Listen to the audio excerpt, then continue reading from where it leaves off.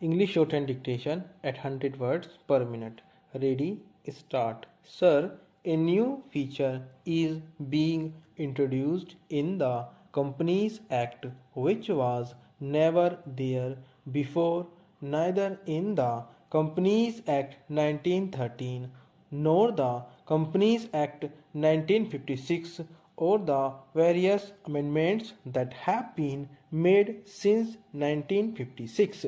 Only an abridged form of the profit and loss account and the annual report will be sent to the shareholders, and on payment of fee he will be entitled to get the full report as he is getting now. If the Honorable Minister looks into the representations from various shareholders associations over the years, you will find that even the existing requirement of information to be provided to the shareholders is not enough.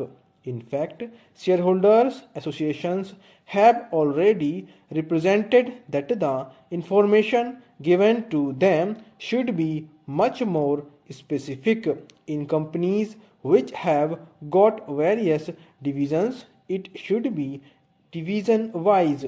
There are a lot of other features which they have pointed out from time to time. Here we find a bill which has been ostensibly brought to protect these very small shareholders and depositors, which takes away even the existing rights being given to them. It is a very serious matter.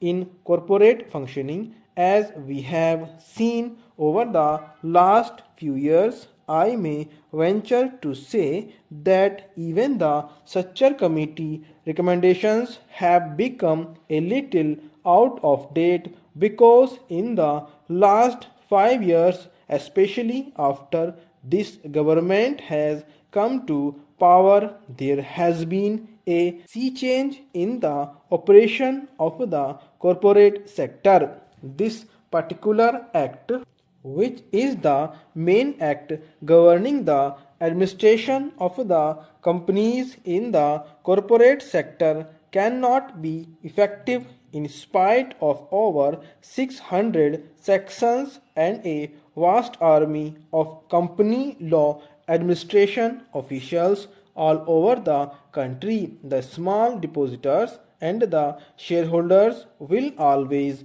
be left at the mercy of a certain government bureaucrat or a certain department. For instance, in spite of all these powers which the Company Law Board enjoys, this particular amending bill says that certain powers will be shifted from the High Court to the Company Law Board. It makes no difference. The ultimate authority is the government. The Company Law Board will be executing its decisions through the government. Now, I want to know, if the company law is effective, then how we have got massive cases of duping. The investors are totally taken for a ride. It is totally contradictory to the spirit of the structure committee, which had a very socialist approach. It is contrary, if I may submit with your permission, to the thinking of their own Prime Minister. I do not understand who is the author of this bill. I do not understand how this kind of omnibus bill without direction has been brought. This is one of the most poorly drafted pieces of legislation that I have come across. I submit that apart from these things, if the Honorable Minister may allow me to submit, I have seen in the administration of companies for smaller things they are more particular. if a company is not filing some paper on time, promptly they will send a notice.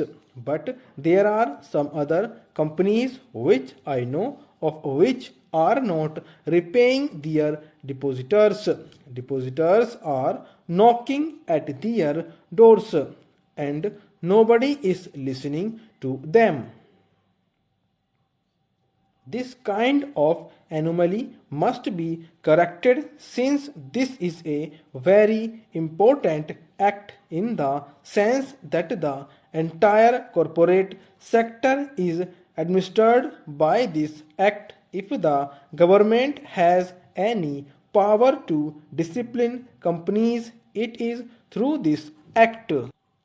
And if this act is treated in such a callous manner, I am at my wits' end to understand how larger companies will ever come within the framework of any discipline at all. They will not.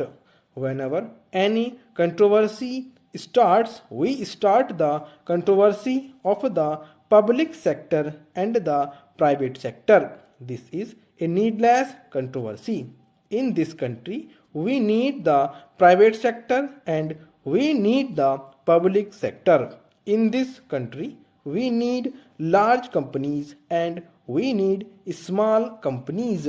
Everybody must play his role as per the scheme of the constitution, as per the scheme of various resolutions.